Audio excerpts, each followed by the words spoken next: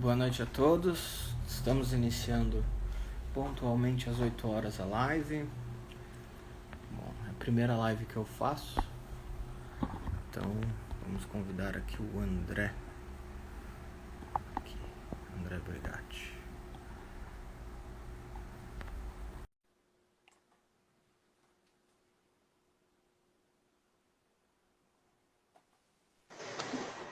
E aí, André? E aí, tudo bom, Ricardo? Boa noite. Tudo bom? Tudo bom? Bom, primeiramente, primeira live que a gente faz, né? Você já fez alguma live, André? Não, primeira também. Estamos estreando aí, então. É isso aí, cara. Espera mais um Aparecendo as tempinho aí, notificações o pessoal novas. chegar aí. Exato. Vamos ver se tá fazendo a notificação agora da live. Guardar mais um tempinho, ver se entra mais aí alguma pessoa. Rapaz, bastante coisa para falar hoje, hein, André? Bastante coisa. Acho que em uma hora a gente consegue aí, sim. Bastante coisa. Só mais um tempinho que tá O notificando pessoal o que é pessoal. microempreendedor, vai ser uma live boa, né? Sim, sim. É um conteúdo bem interessante aí pro pessoal que quer até entrar no ramo aí do Sim, para empresarial todos, aí. né? ME, EPP, MEI, para todo mundo. É um tema que todo mundo que tem um É. CNPJ tem que saber disso. Ô, Ricardo, tá um pouquinho baixo aqui pra mim aqui. Deixa eu ver se esse É, fone fica melhor. por causa Tá da ouvindo bem? distância. Ah, você eu tô ouvindo bem. E eu? Você tá me ouvindo? É, ficou mais baixo. Tem que ser com fone mesmo. Ixi, deixa eu pegar então aqui. Eu tenho um fone também. Deixa eu colocar aqui.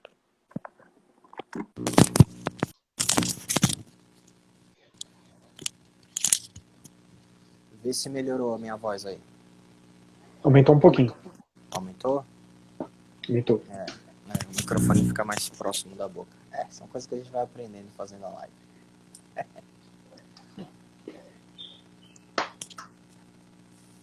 Vamos esperar só mais um pouquinho, aí a gente já começa, tá?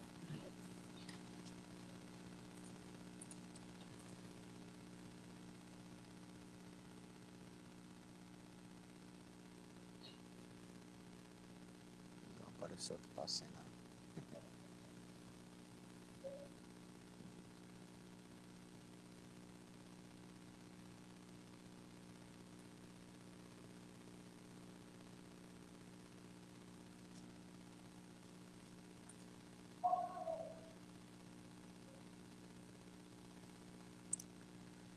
Vamos lá, André?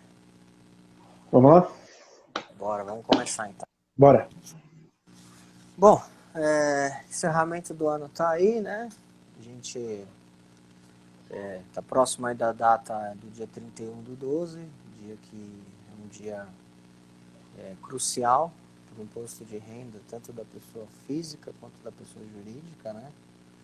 Então, as empresas costumam até fazer, às vezes, nesses últimos dias, fechamento, levantamento de estoque para fechamento de balanço. Às vezes você vê assim algum mercado, alguma coisa fechado para balanço, né? Justamente porque é um dia que você precisa levantar aí alguns saldos para informar a contabilidade para poder fazer o imposto de renda, né? Então, cientes disso, né? Cientes que nós estamos acostumados aí com essa área, a gente vê o impacto disso nas pessoas físicas também, né? No cidadão comum que não tem essa preocupação, né? Com o fechamento do ano, o saldo das contas e como que funciona, né? As coisas. Então, uma preocupação nossa é sempre alertar, né? Os contribuintes, sempre alertar aí os clientes sobre essa preocupação, né? Sobre esses saldos patrimoniais, né? Não só da questão do estoque, mas também financeira, de investimentos, né? E todo tipo de patrimônio que a pessoa venha a possuir no seu nome, nos seus bens e direitos. Bom, diante disso, a explicação inicial existe uma fórmula matemática, né, que a gente precisa respeitar e a gente faz essa fórmula, o governo tem como exercer esses cálculos, que nós contadores também exercemos por aqui. Então, essa fórmula matemática é uma coisa que a gente consegue antecipar se a declaração de imposto de renda do cidadão ou da empresa dele se está de acordo ou não com a movimentação do ano, né? Então, aí surgiu a ideia da live, da gente fazer a live a partir disso, porque é um tema muito importante, porque por causa do descuido das pessoas em não prestar atenção nessa questão do saldo final do ano, às vezes as variações patrimoniais ocorridas acabam sendo injustificáveis, às vezes, em alguns casos. E aí o contador se vê depois na declaração de imposto de renda da pessoa física tendo que encontrar a origem, né, daqueles recursos e tem a dificuldade de fazer aí o imposto de renda do cidadão.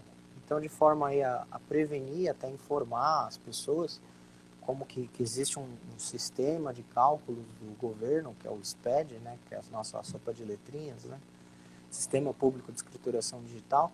Então, hoje a gente vai falar um pouco de como que é esse ambiente digital dessa fiscalização que já é realidade, já ocorre, já é uma coisa tangível e que o cidadão nem sabe que existe toda essa estrutura por trás aí dele para fiscalizar. Gostaria de falar alguma coisa, André? Bom, eu vou introduzir aqui uma parte aqui, né, que essa parte do encerramento a gente vai focar um pouco também nas MEIs, né, que é o microempreendedor individual, o microempresário, o ME, pelo Simples Nacional, e o empresário de pequeno porte, que também pode estar enquadrado dentro do Simples Nacional, né.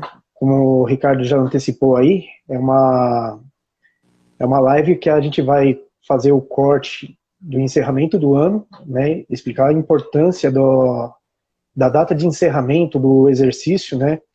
A maioria das empresas, nós temos aí o final do ano, o encerramento do ano contábil no dia 31 de dezembro, né, a maioria das empresas encerra dia 31 de dezembro, porém existem algumas que não encerram dia 31 de dezembro, devido safra, mas isso aí é mais empresas agrícolas, né?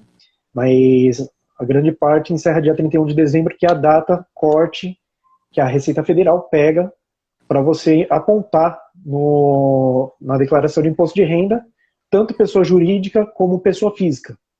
Então é importante o proprietário da empresa, né, quando ele vai fazer esse encerramento, ele entender essa data de corte, né, a importância do saldo nessa data de corte, né, e as movimentações que ele fez durante o ano, as declarações, para ele fazer a declaração no início do ano, né, dos rendimentos, e saber aquilo que é tributado e aquilo que é isento, né, porque dentro de todas essas possibilidades do faturamento do empresário, né, do microempresário, do microempreendedor e do empresário de pequeno porte, existe o faturamento, o limite de faturamento.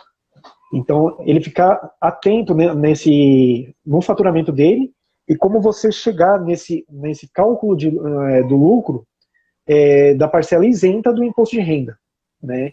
Que não quer dizer que tudo que ele vai retirar da empresa ele vai ter que pagar imposto. Não, existe uma parte que é isenta do imposto de renda, né? Então, para isso, ele precisa ficar muito atento em relação a esses detalhes, né? Eu queria também colocar aqui, Ricardo, muitas pessoas ficam assim meio perdidas de saber se o que é mais conveniente, se é conveniente ele abrir um MEI, se é conveniente ele abrir uma empresa de pequeno porte, se ele trabalhar como autônomo. Então, assim, cada categoria que ele vai procurar para trabalhar, que seja diferente da CLT, né, tem os seus prós e os seus contras, né.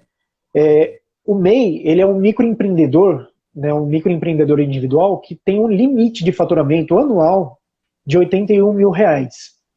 Só que, quando o MEI ele abre a empresa durante o ano, esse faturamento anual ele é proporcional aos meses que ele vai estar trabalhando, né, sendo o mês inteiro.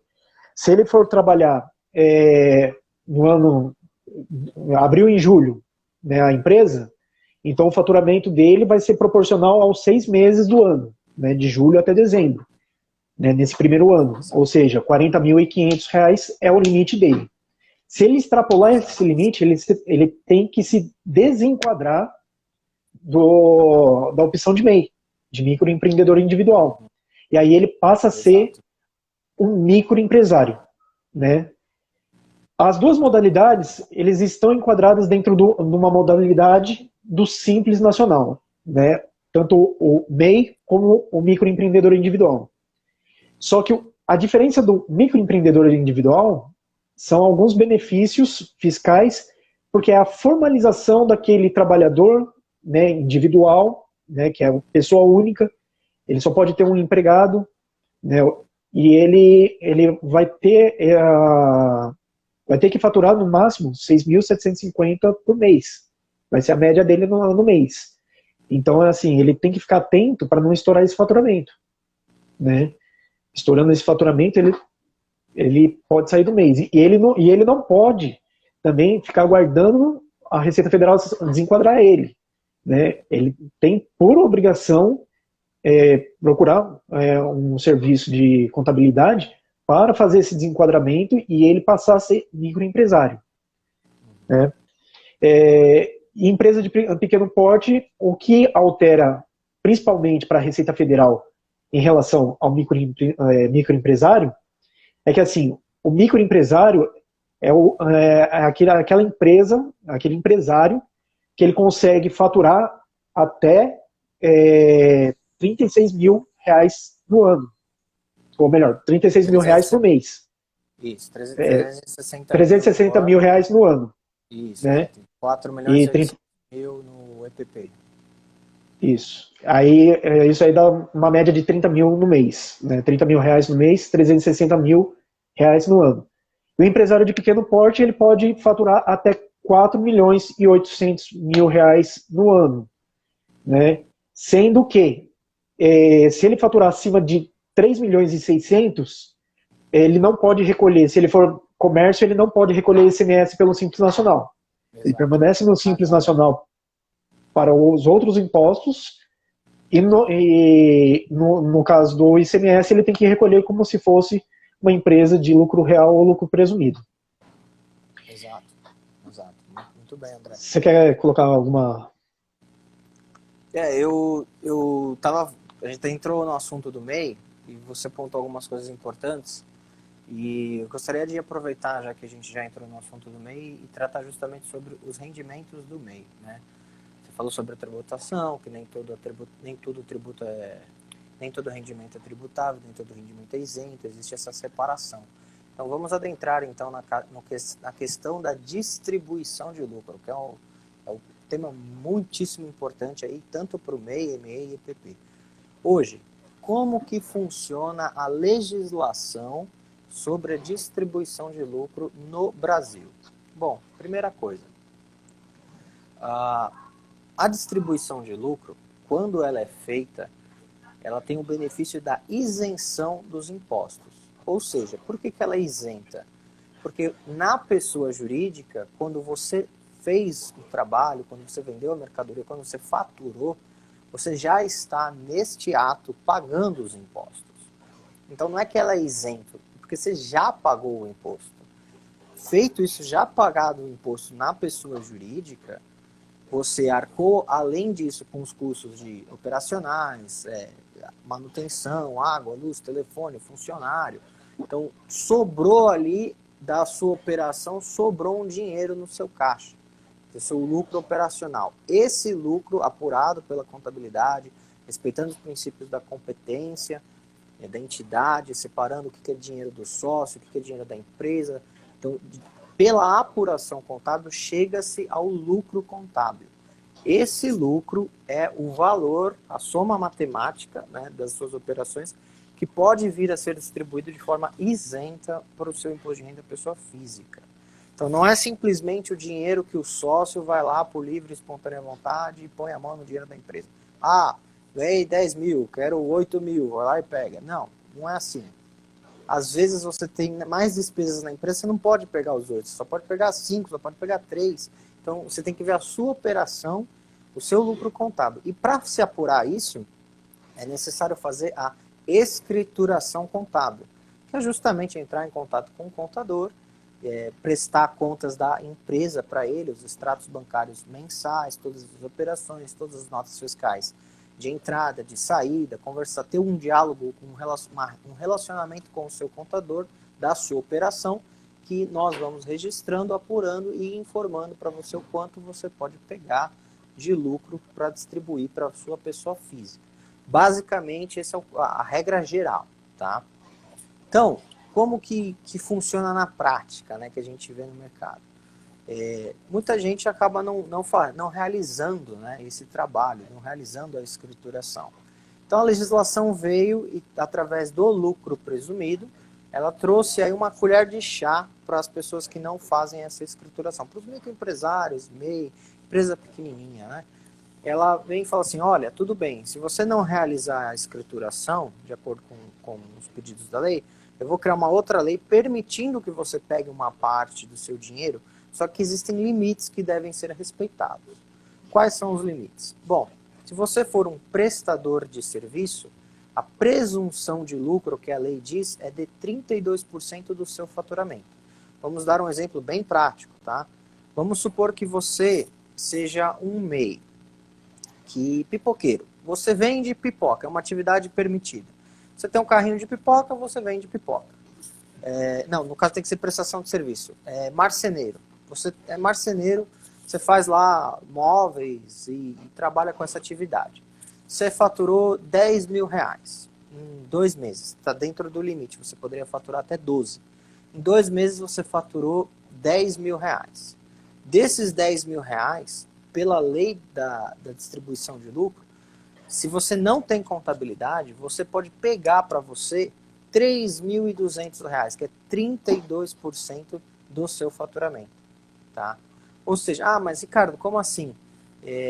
Para que você possa dispor dessa diferença ainda, desses quase R$ 7 mil de diferença, 6.800 de diferença, você precisa ter uma escrituração contábil que demonstre efetivamente que o seu lucro não é de 3.200, mas é superior a isso. Vamos lá no exemplo do pipoqueiro. O pipoqueiro é uma atividade de comércio. O comércio, pelo lucro presumido, a porcentagem que o legislador determina a presunção de lucro, ou seja, não quero ver sua escrituração contábil, eu presumo que você tenha isso aqui de lucro, é de 8%. Ou seja, no exemplo do pipoqueiro, que trabalhou muito, foi em vários eventos, vendeu muita pipoca, ganhou 10 mil em 2 meses, ele só pode pegar 8% disso. Olha só. Horrível, né? Então, por isso que é muito importante que contrate-se um serviço contábil, para que ele faça a escrituração, para que você possa dispor de todo o dinheiro que você ganhou trabalhando.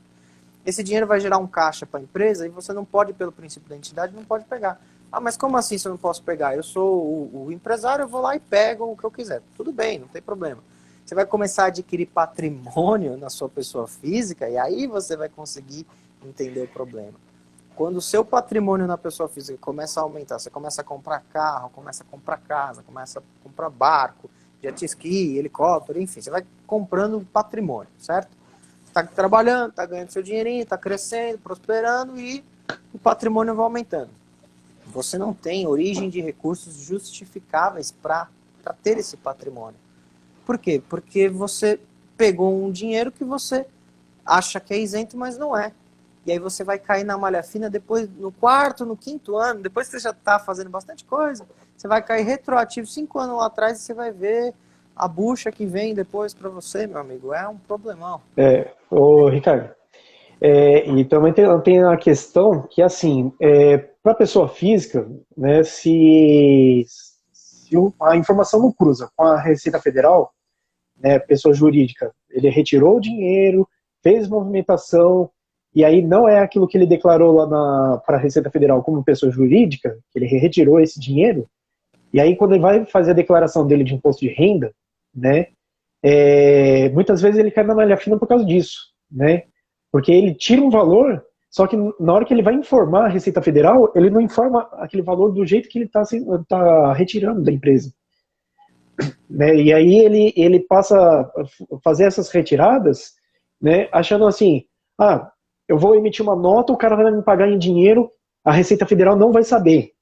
Só que assim, a informação é tudo cruzada. Se você emitir uma nota fiscal do serviço, né, vamos supor, você emitiu uma nota de R$1.000. Esses R$1.000 vai estar constando lá. O imposto você vai ter que pagar ali sobre o Simples Nacional, né, se você for Simples Nacional, se você for MEI, o imposto você vai ter que pagar normal na empresa, pessoa jurídica. Só que, junto com isso aí, existem duas opções. Ou você vai receber à vista ou você vai receber a prazo. Se você vai receber à vista, recebi em dinheiro. O dinheiro tem que estar no caixa da empresa. Ele vai aparecer na demonstração contábil no caixa da empresa. Tá? Ele pode não aparecer no extrato bancário, pode não aparecer no saldo da conta bancária. Mas no caixa da empresa, contabilmente, ele vai estar lá, R$1.000. Exato. A gente vê muita coisa no mercado, você falou isso, a gente acaba vendo muito exemplo, que às vezes você recebe um cliente que vem de outro escritório, alguma coisa, você vê lá um caixa absurdo, um caixa de 100 mil, 200 mil reais, esse dinheiro não existe, mas o caixa está lá registrado. Por quê? Porque não teve prestação de contas, o dinheiro fica acumulando lá, mas não existe. Aí o cara fala assim, eu não vou fazer a declaração do imposto de renda porque eu não vou declarar aquilo que eu tiro da empresa, porque eu faturo pela empresa e eu não vou declarar. Espera lá, amigo. Você não vai declarar, ele está no caixa da empresa. Isso aí você vai ter que justificar. Se você tem uma quantidade muito grande de dinheiro em caixa, você passa a ser alvo de fiscalização não só da Receita Federal, mas da Polícia Federal. O próprio banco. É interessante você entrar nesse assunto, porque, vamos lá, falando de variação patrimonial, voltando lá no início e já adentrando nesse assunto, da questão da fiscalização, né? Basicamente, existe uma fórmula matemática simples, como se fosse de estoque, né, de CMV. É o seguinte, você tem o saldo inicial de patrimônio no ano anterior. Então você tinha um carro, uma casa e uma conta corrente bancária lá, certo? Você tinha lá um determinado valor. Tinha lá 100 mil. Desses 100 mil, no ano, esse é o saldo inicial, certo? O saldo inicial é o meu patrimônio. Mais o quanto que você ganhou, que é os seus rendimentos tributáveis exclusivamente na fonte e rendimentos isentos. São os 3 tipos de rendimento que a gente tem. Então é o saldo inicial mais os rendimentos, menos as deduções, as despesas, que são o quê? Tudo que você põe o CPF na nota, sabe?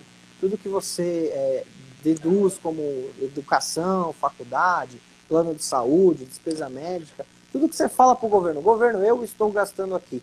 Cartão de crédito, a fatura do cartão de crédito, a gente vai chegar lá, eu vou entrar. Então, todas as suas despesas que o governo tem como saber, tá? Que existem métodos que o governo, informações, declarações que o governo recebe de bancos, de operador de cartão de crédito, de imobiliária, que o governo sabe, você nem sabe que está sendo informado, mas o governo sabe. Ele pega essas informações e fala, saldo inicial do patrimônio do cidadão, mais o quanto que ele declara que ele ganhou, menos o quanto que eu sei que ele tem de despesa, menos o saldo final, que você vai informar na sua declaração. Então você vai falar, olha, eu tinha 100 mil de patrimônio, ganhei 50, fechei o ano com 200. Opa, pera lá, meu amigo. Você ganhou 100, você tinha 100, você ganhou 50, como é que você fecha com 200, sendo que você tem ainda mais 80 de despesa?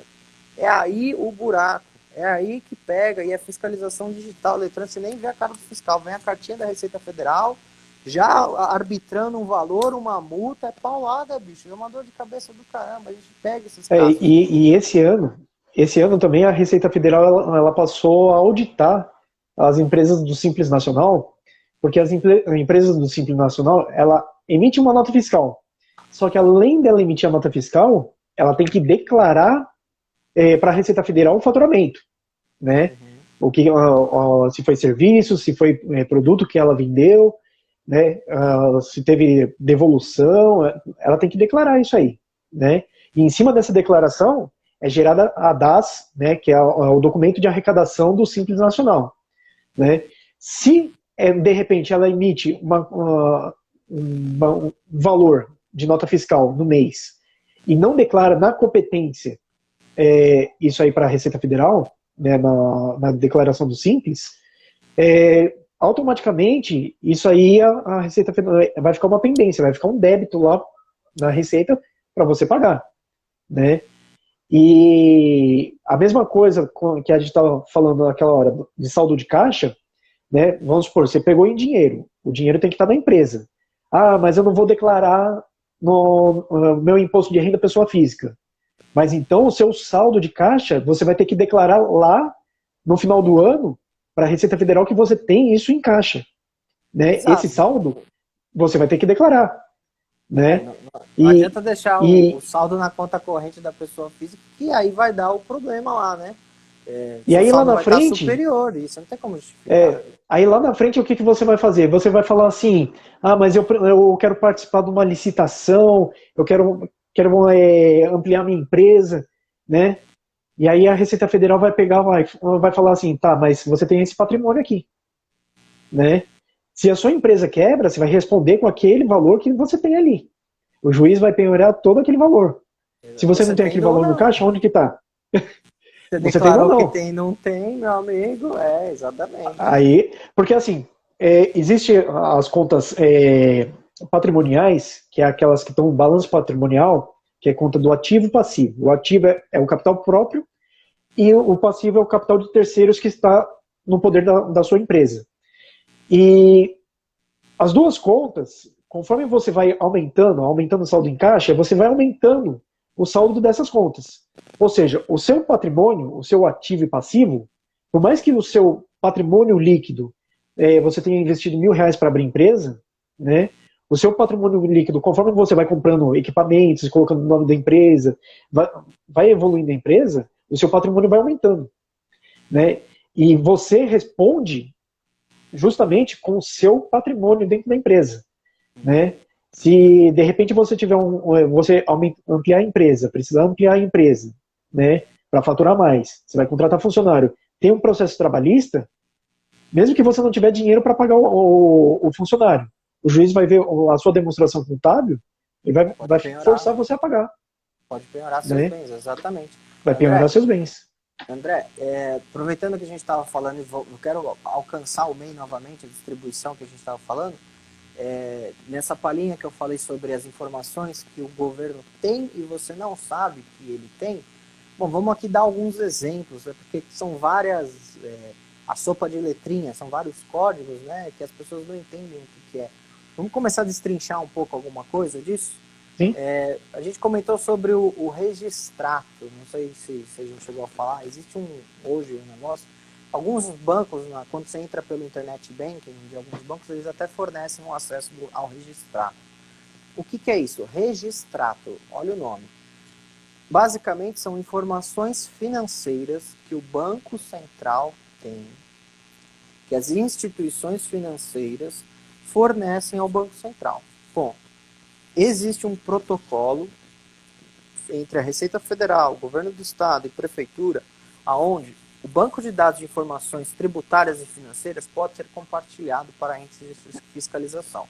Ou seja, o agente fiscal da Prefeitura consegue acessar a informação do seu CPF ou do seu CNPJ, federal, estadual ou do próprio municipal, e vice-versa. O agente fiscal da Receita consegue acessar também municipal e estadual. Existe um protocolo de acessos entre eles, tá? O registrato, então, é uma informação de âmbito federal, enviado pelas instituições financeiras, ou seja, o banco que você tem conta corrente. Ah, mas eu tenho conta corrente em banco digital. É banco também, ele informa também. Ele entrega uma declaração chamada DIMOF, D-I-M-O-F. Depois você pesquisa aí na internet, mas eu vou falar só por cima. Tudo que, para pessoa física, em 6 meses, tá? Movimente R$5.000, o que é o movimento? Tá? Só para você entender. Se você sacou R$2.500 e se você depositou R$2.500, você já configurou o movimento de R$5.000. Ou seja, o movimento é tudo que entra mais tudo que sai na sua conta. Para o CPF, para a pessoa física, em 6 meses alcançar 5 mil reais de movimento, você tem que ter um movimento realmente muito baixo. Você tem que quase não usar a sua conta corrente, muito pouco para você não alcançar. É um limite muito baixo. Então, assim, a maioria das contas que movimentam, se você passar um cartão de débito, receber um dinheirinho, receber um depósito. Então, quem movimenta um pouquinho mais a conta, já vai ser informado, porque eles somam o total de saída mais o total de entrada. Não é saldo, tá, gente? Eu tenho mais de 5 ou menos de 5 mil reais da conta. Não é saldo, é movimento, é giro. O que entrou e o que saiu vai o Banco Central, os bancos informam o Banco Central. Então, para movimentar menos que isso, só se ele não tiver a conta bancária. é Praticamente. 5 mil reais em 6 meses, cara, todo mundo, a maioria das pessoas aqui, até os clientes MEI, movimentam muito mais que isso, entende? Então, assim, realmente é um limite muito baixo. Eles pegam uma faixa, assim, muito, muito fina mesmo, sabe? Para a empresa, é a mesma coisa, só que em vez de ser 5, é 10 mil em 6 meses.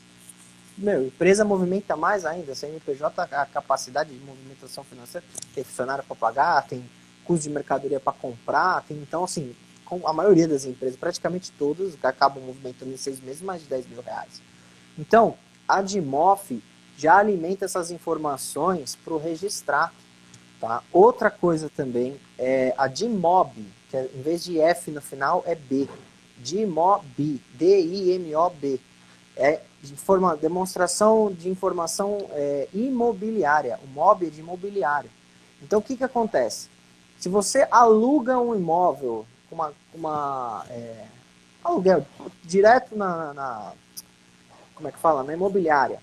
As imobiliárias, os escritórios de contabilidade informam a Receita Federal os imóveis, quanto que rendem de aluguel, quanto que retém de imposto de renda, porque existe retenção de imposto de renda sobre o pagamento de aluguel. Então, a própria retenção já é um dedo duro do valor do aluguel, porque existe um cálculo. Então, se você recebe, se você tem uma retenção lá de R$30, um DARF de R$30, esses R$30, a Receita já sabe o quanto que é o valor do aluguel. É só fazer a conta ao contrário, porque é uma porcentagem, né? Então, a retenção de aluguel ela serve justamente para denunciar. Então, se você tem retenção de aluguel, se você tem aluguel, o dinheiro que você gasta com o aluguel, a Receita já sabe. E o aluguel não é dedutível. Porém, é uma despesa muito importante que a Receita Federal já sabe que você gasta. Por isso, quando eu falo naquela fórmula, saldo inicial do seu patrimônio, mais do quanto você ganha, menos as suas despesas. Mesmo que você não... Aluguel você não declara no imposto de renda, mas eles sabem. Então, é uma despesa que eles sabem que você tem, mas você não informa no seu imposto de renda. Você não vê, mas eles sabem. Menos o seu saldo final, essa matemática, eles terminam essa conta sem você ver. E aí eles descobrem se está batendo ou não, se faz sentido ou não, se sua variação patrimonial anual está certa ou está errada. Tá? Bom, além disso, claro, tem as declarações da empresa, que você até comentou. O MEI também faz, o MEI tem que declarar o faturamento, tem que pagar o imposto. MEI e EPP todo mês também declara o faturamento, paga o DAS, paga o imposto. A gente tem a declaração de imposto de renda da pessoa jurídica, que é a DIPJ. A gente tem a DCTF, que é a declaração de créditos e débitos de tributos federais. Tem a FD Contribuições, que declara o PIS e COFINS devido, o faturamento mensal. Tudo isso compõe o Sistema Público de Escrituração Digital, que a sigla é SPED. Ou seja, existe um ambiente fiscal de cruzamento de informações e a gente tem até apelidos para cada um dos agentes que atuam nesse ambiente fiscal. Eu fiz um vídeo, André, eu tenho um site que se chama contadordeadvogados.com.br. Lá eu tenho um videozinho que eu chamo o vídeo de fauna fiscal. É bem legalzinho, o videozinho ele é didático e ele ensina justamente quais são esses agentes da fiscalização virtual que atuam, tá? Só para vocês entenderem. Pro leigo seria ótimo, né? Porque é uma forma mais ilustrativa, né? Melhor do que uma live aqui que a gente está explicando, né? E às vezes a pessoa fica tentando captar, né? Mas é um vídeo que pode trazer assim um clareamento como que funciona, né? Um pouquinho básico como que o fisco trabalha em cima disso, né? Exato. Lá no vídeo, André, eu falo da seguinte forma. Então, uma advogada, ela recebe uma notificação no domicílio tributário eletrônico, que ela está sendo fiscalizada, e ela mesma fazia a própria contabilidade, estava lançado tudo errado, né? E aí ela entra em contato com o contador, eu vou lá, pego a apuração, começo a apurar e vejo que estava errado, faço a retificação. E aí nisso aparecem os personagens, né, que interagem com ela. Que é o quê? É o T-Rex.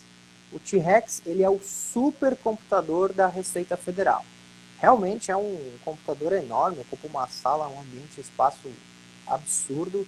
A Receita Federal tem um servidor desse, tá? Que é um hardware enorme, gigantesco, com uma capacidade de processamento de dados gigantesca. É um dos maiores computadores do mundo que tem, tá? Arpia, que é o quê? É o nome do software que faz o cruzamento de dados, que trabalha recebendo as informações e começa a cruzar as informações. E o leão, que é o leão do imposto de renda. Então, por que fauna? A gente tem os animaizinhos, a gente tem o T-Rex, a arpia e o leão, né? Então, eles trabalham em conjunto fazendo esse ambiente de fiscalização. O T-Rex é o supercomputador, o hardware, a arpia é o software que faz a verificação e o leão é o agente fiscal que trabalha junto com o T-Rex e com a arpia para vir autuar aí o cidadão que estiver fora da lei, aí fora que a conta não fecha, né? Enfim, é um vídeo bem didático, a gente explica, orienta isso e, de fato, são estruturas, esses nomes, né, são nomes definidos e utilizados pela própria Receita Federal, tá? Então, o T-Rex, a arpia e o leão são eles mesmos que utilizam. A gente só trouxe a ideia deles aí e criou um videozinho aí para ser mais didático aí para eles, tá?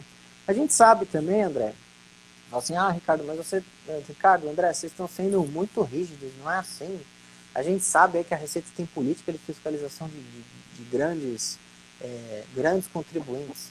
Sim, existe sim uma política de foco nos grandes contribuintes, porque o grosso da arrecadação está nas maiores empresas. Isso até mesmo o custo do agente fiscal de trabalho é fiscalizar mesmo as grandes empresas. Você tem lá um cidadão funcionário com salário alto, estabilidade, tem que arcar com um cidadão desse cara, esse cara tem que produzir, né? Então ele tem que trabalhar, o foco do cidadão é a grande empresa. Mas é justamente isso que a gente está alertando. Os pequenos é o computador que vai pegar, não é o agente fiscal. É o computador, e você nem olha para a cara do cidadão. A arpia, é o T-Rex, é isso trabalhando com as informações que você mesmo gera e com as informações que o seu banco, onde você tem conta corrente, informa. A imobiliária onde você alugou o imóvel informa. O cartão de crédito que você está usando informa. Essas informações são enviadas e cruzadas. Então é tudo por computador. Tá? Então existe uma política sim, de foco em fiscalização, atendimento para os maiores contribuintes. Existe também nesse cálculo que a gente faz uma margem de erro ali, né? Uma pequena. Bom, você tem de exemplo, ó, o registrado. Ele dá uma margem do quê? Ele quer saber a movimentação financeira de R$5.000 em 6 meses. Movimento, o que entrou e o que saiu. Ou seja, toma como padrão, né? É um pente realmente fino e essa margem de erro que eles dão também é uma margem de erro, um pente fino. Não é um negócio assim tão absurdo. E um detalhe do registrato, Ricardo, é que assim, o registrato, a proposta dele é auxiliar o próprio cidadão, o próprio correntista, né? Ele identificar o que ele deve, que nem o cartão de crédito, quanto que ele deve de cartão de crédito, quais bancos que estão abertos as contas dele, né? De imediato o Banco Central ele informa assim, ó, isso aqui é para você poder se orientar, né? As informações que estão aqui são sigilosas e só pode ser divulgada por você que é o dono das contas, né? O dono do dinheiro. Só que, vamos lá, vamos partir para um princípio. Se você é o dono do dinheiro e você pode acessar o registrato do Banco Central para poder visualizar o tamanho da sua dívida, o tamanho das suas contas, quanto que você tem de saldo bancário, né? Essa informação está clara que o próprio Banco Central tem toda essa informação. Então, se ele quiser cruzar qualquer informação, ele cruza a informação e se você estiver tentando ocultar alguma informação da Receita Federal, do Banco Central, isso aí vai ser pego através dessas declarações. E outro detalhe também que você citou é o recebimento de aluguel. Vamos supor, você é pessoa física, aí você tem um estabelecimento comercial, um salão comercial. Você vai alugar para uma pessoa jurídica. A pessoa jurídica, Quando ela paga você, existe a retenção de imposto de renda na fonte, né? Se não fizer essa retenção de imposto de renda na fonte, a pessoa jurídica ela vai declarar da onde que está saindo o dinheiro, né? Principalmente se for uma empresa jurídica de lucro real. Por quê? Porque ela vai querer abater isso no imposto de renda dela. E se ela declarar que ela paga aluguel para você, porque ela tem um contrato assinado com você, ela declara que ela pagou para você, porque você assinou também o recibo, né? E você não declara que você recebeu isso, você vai cair na malha fina como pessoa física. Exato. Não tem fuga. A informação, ela é cruzada, né? Exatamente, André. André, chegando agora novamente no caso da distribuição de lucro do MEI, agora que as pessoas já conseguiram entender o que é o ambiente SPED de fiscalização, quais são as informações que a Receita Federal tem ao dispor dela, que você nem sabia, que as pessoas em geral nem sabem que tem, né? Todas as informações como são cruzadas, né? Aí a gente volta naquele caso da distribuição de lucro, porque existe uma fórmula matemática da presunção, ou a necessidade para distribuir mais, de fazer a escrituração contábil, de fato evidenciar um lucro maior, para poder justificar seu patrimônio. Porque qual que é o grande problema? Se você não faz a escrituração contábil e distribui lucro maior e começa a comprar patrimônio na pessoa física, quando você vir a ser fiscalizado por causa dessa variação patrimonial que não vai fechar a conta, você vai cair na tabela progressiva do imposto de renda na pessoa física e em anos atrasados. Ou seja, você vai pagar 27,5% do imposto, que a tabela progressiva começa em 7,5%, vai até 27,5%, que é uma alíquota absurda, né? Mas ninguém paga efetivamente 27%, porque é escalonada a tabela. Então, até determinado valor é 7,5%. Desse valor para cima é 12%. Desse valor para o outro, então vai subindo. É 15%, até chegar a 27%.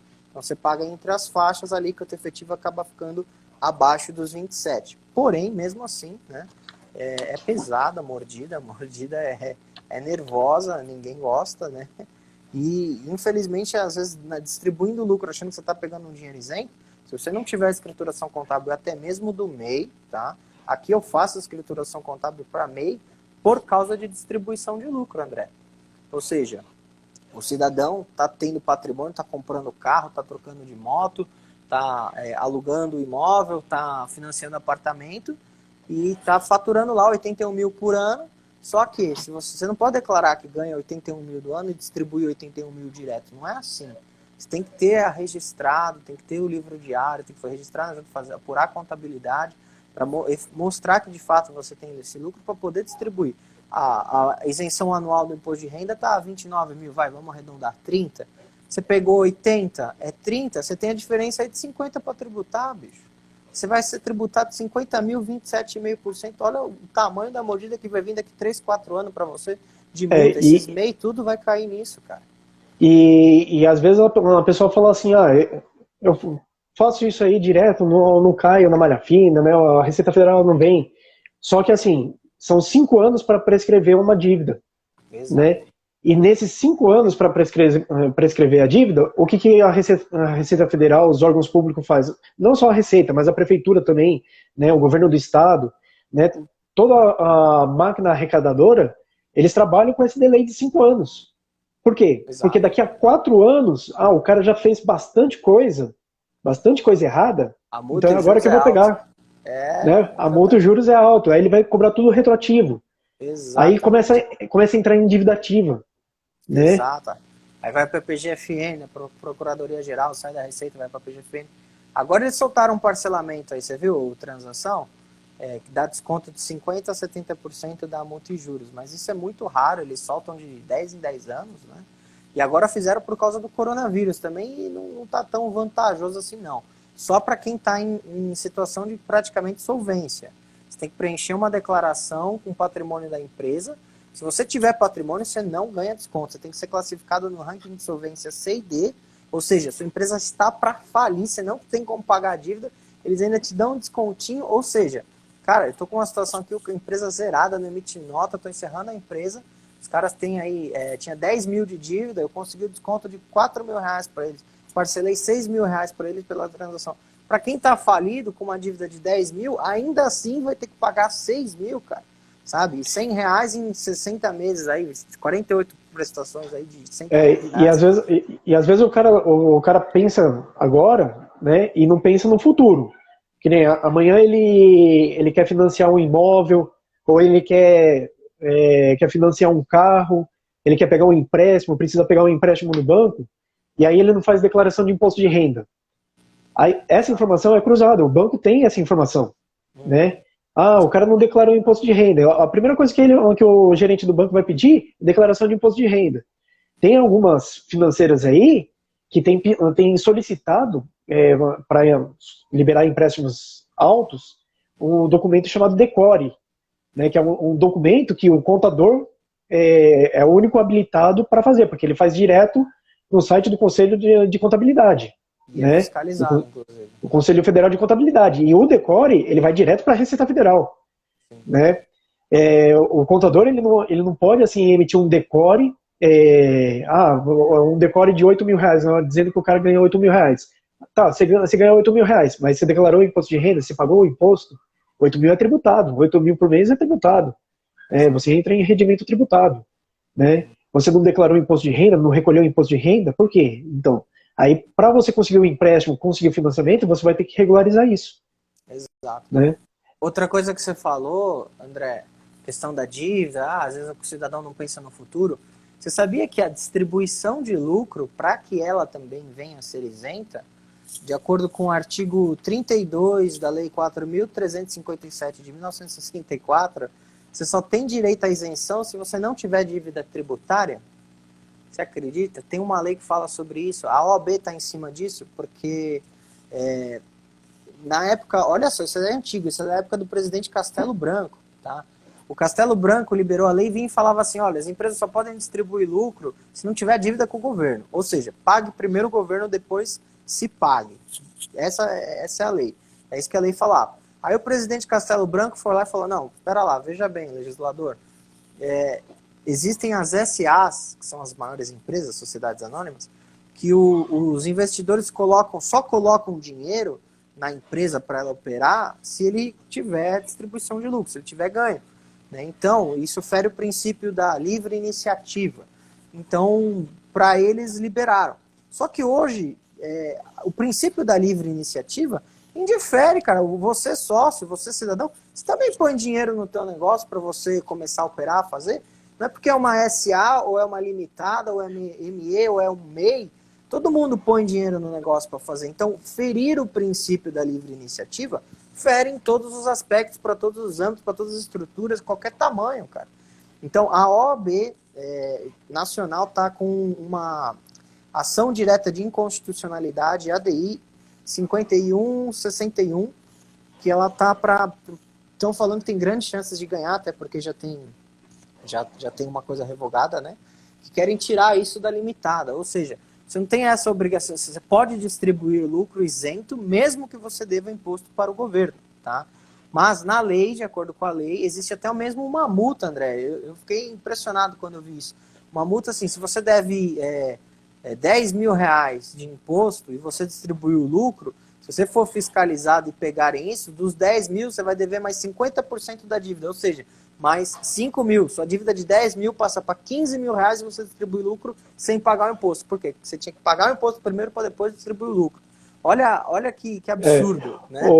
É a lei, mas aí já é uma pegada mais jurídica da coisa, mas é uma informação interessante aí para as pessoas saberem. Você citou aí da dívida tributária, né?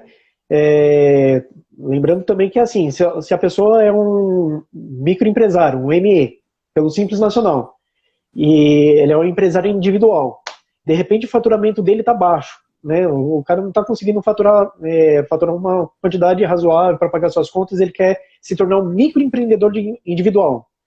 Só que ele pode rebaixar para microempreendedor, para ser um MEI, né? Que daí ele vai pagar só aquela taxa fixa lá de 56 que tá, né? 57,25 do MEI, né? Ele vai pagar só essa taxa mensal, né, de imposto, em vez de pagar 6% para serviço, 4% para comércio, né? Então ele acaba baixando a carga tributária dele. Só que, para ele desenquadrar do Simples Nacional, para ele se desenquadrar do ME para ir para o MEI, ele não pode ter dívida tributária. E outra coisa também, se ele declarou, fez um prolabore para poder contribuir com a Previdência, gerou lá a GFIP, ou transmitiu o E-Social do prolabore, ele tem que recolher INSS, né? Tem que contribuir com o INSS. Se de repente ele fez essa declaração e não pagou a guia do GPS ou a DCTF lá para o INSS, isso aí é uma dívida previdenciária. Dívida previdenciária exclui o benefício fiscal do MEI e do Simples Nacional. Exato. Então a empresa pode estar faturando 4 milhões e 8.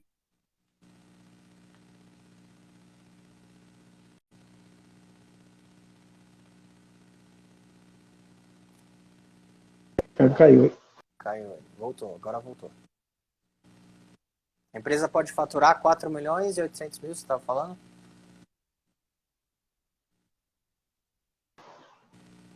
Voltou. Então, isso. A empresa pode faturar 4 milhões e 800 mil por ano.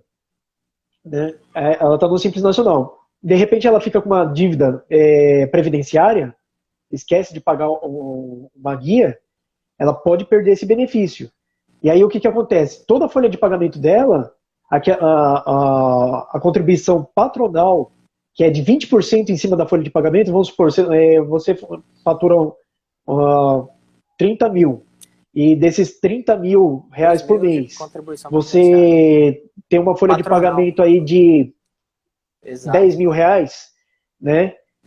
Em cima de 10 mil reais, você vai pagar 2 mil reais de contribuição previdenciária patronal, fora aquilo que você desconta do funcionário, né?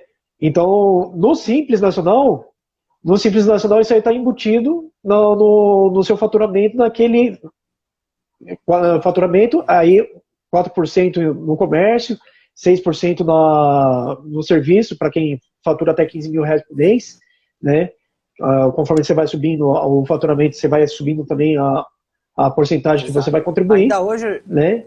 Então, essa dívida tributária, esse tipo de dívida, você pode perder esse benefício. Canal de televisão, então tem que ficar muito atento nos pagamentos. De futebol são os grandes devedores do INSS, justamente desse tipo de contribuição patronal da folha de pagamentos. Então, o jogador de futebol ganha um salário muito alto e as empresas, os clubes acabam não recolhendo os 20% da contribuição patronal, né? E essa é uma das dívidas muito altas aí também de artistas, de atores famosos aí de canais de televisão, que é o que existe essa cobrança hoje, né? Os maiores devedores, né, da Previdência são justamente a dívida patronal que existe, né? Não é nem o que é descontado dos funcionários, até porque existe um teto na pessoa física, né? Chega lá a 600, 700, 800 reais, que existe um salário de contribuição máximo ali de 6 mil, 7 mil, 6 mil e poucos reais. Mas o patronal não existe Sim. esse teto, né? Então, o patronal é quanto mais você gasta, mais você paga. Ou no Simples, se tiver num dos anexos, quanto mais você fatura, mais você paga também, proporcional. Isso. André, daqui a pouco vai dar o horário, eu gostaria de deixar essa live salva. Vamos abrir rapidinho para perguntas, se alguém tem alguma pergunta. Deixa eu ver aqui. Gente, se alguém tem alguma pergunta, manda aqui no comentário ou manda nas perguntas, que logo eu já vou encerrar. A gente tem 5 minutinhos só para dar 1 hora. Sim. E eu quero encerrar, que eu quero deixar a live salva, é a nossa primeira live também, então estamos iniciando aí nesse ambiente. Exato. Pessoal, eu acho que é importante que vocês tenham entendido que hoje a Receita Federal... Esperamos ter ajudado a tirar dúvida aí de quem está aí assistindo aí, né? Como se há ou não variação de acordo com a sua declaração ou não. Então a gente faz aqui essa validação. Quem já faz imposto de renda comigo sabe que todo ano, além da declaração de imposto de renda, eu também entrego análise de variação patrimonial, que é um documento a mais que eu faço para todos os clientes pessoa física, tá? Então a gente já prevê esse cálculo que a Receita vai fazer antes dela fazer, antes de enviar a primeira declaração, até mesmo antes de fazer retificadora, se for necessário, tá? a gente já consegue ter uma noção aí da variação patrimonial, se a matemática ali está de acordo ou não, né? A distribuição de lucro, a gente explicou aí da necessidade, então a dica é, quem tem MEI, quem tem empresa, tem que fazer escrituração contábil do MEI para ter distribuição de lucro isento, tá? Então, se você quer pegar a maior parte do dinheiro que você ganha como MEI, você tem que fazer escrituração contábil, tá? Então, não adianta, mas o MEI é dispensado disso e daquilo. É dispensado, mas a lei do imposto de renda e distribuição de lucro não dispensou. E, por fim, se você não é contribuinte do INSS, abra um MEI ou contribua como autônomo, para você pelo menos ter a seguridade e vir a se aposentar no futuro, né? Porque passou a reforma da Previdência, agora é todo mundo por idade, né? 65 e 62, homem e mulher, e você tem que ter aí no mínimo uns 20 anos aí de contribuição. Então, se você não tem, está atrasado, corre atrás o quanto antes.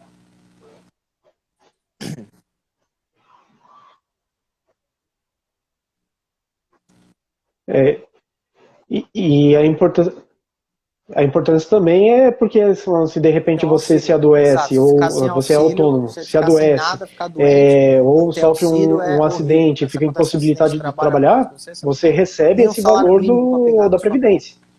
Bom, Não auxílio. André, obrigado pela live, acho que foi muito proveitosa.